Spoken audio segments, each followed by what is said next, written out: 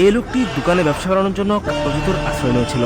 কালো করার পর থেকে দোকানের ব্যবসা আগের তুলনায় দ্বিগুণ হয়ে যায়, কিন্তু তার 1 মাস পরেই দেখা যায় তার উপর উল্টো কালোর প্রতিক্রিয়া শুরু হয়ে যায়। প্রতি রাতেই ওনার সাথে কিছু না কিছু ভয়ঙ্কর অলৌকিক ঘটনা ঘটতে থাকে। আপনারা এই জুতার আলমারিটার দিকে একটু খেয়াল করে দেখুন।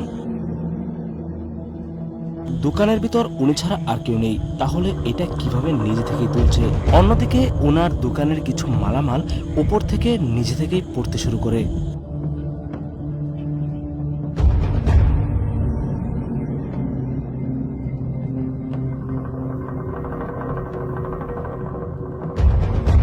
আসলে কেউ যদি শয়তানের পূজা করে তাহলে তার সাথে রাত দিন 24 ঘন্টায় একটা ইবলিশের অনুসারী দুষ্ট জিন সবসময় উপস্থিত থাকে।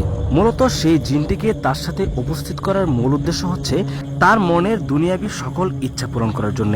কিন্তু কেউ যদি সেই জিনের অপব্যবহার করে ফেলে তাহলে তার সাথে এমন উল্টো প্রতিক্রিয়া ঘটতে শুরু করে।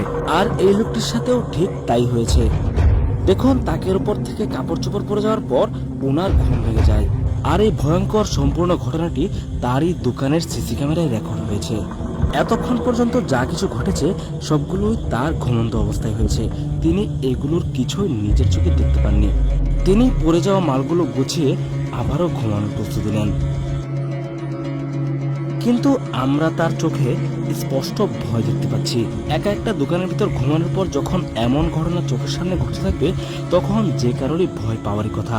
দেখুন, উনি ঘুমিয়ে যাওয়ার কিছুক্ষণ পরেই ওনার বাইকের ইন্ডিকেটরগুলো অটোমেটিক জ্বলতে শুরু করে।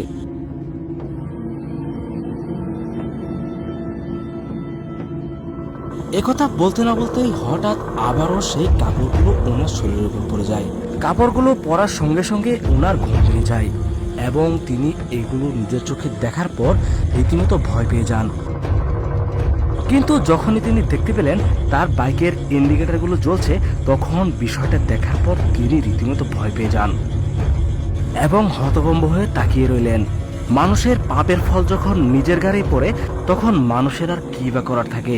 তিনি তো শয়তানের পূজা করে শয়তানের কাছ থেকে সাহায্য চেয়েছিলেন। এখন যেহেতু সেই শয়তানের পক্ষ থেকে তার উপর বিপদ এসেছে তাহলে তিনি কি করে আল্লাহর কাছে সাহায্য চাইবেন?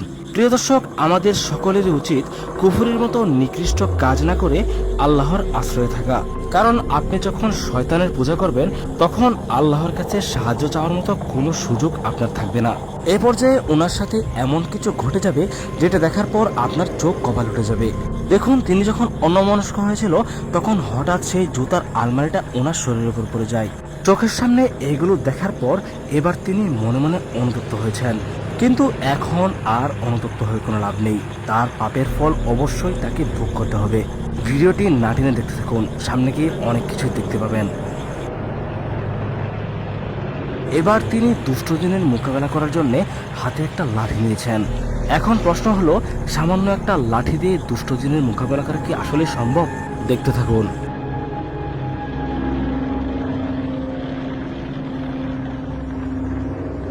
হঠাৎ ওনার হাত থাকা সেই লাঠিটা ওনার গলায় চেপে ধরে। আসলে চোখের সামনে কোনো কিছুই দেখা যাচ্ছে না। অন্যদিকে বাইকের ইন্ডিকেটরটা আবারও জ্বলতে শুরু করে। আস্তে আস্তে ঘরের পরিবেশটা আরো ভয়ানক হতে শুরু করে। তিনি অনেক কষ্টের পর তার গলা থেকে সেই লাঠিটি সরাতে সক্ষম হন এবং ঘরের পরিবেশ দেখার পর তিনি আর নিজেকে ধরে রাখতে পারছেন না। এক প্রকার পাগল হয়ে গিয়েছেন এবং কোনো উপায় না পেয়ে তিনি আজান দিতে শুরু করেন। আসলে আজানের মাধ্যমে যে কোনো দুষ্ট শক্তিকে প্রতিরোধ করা সম্ভব।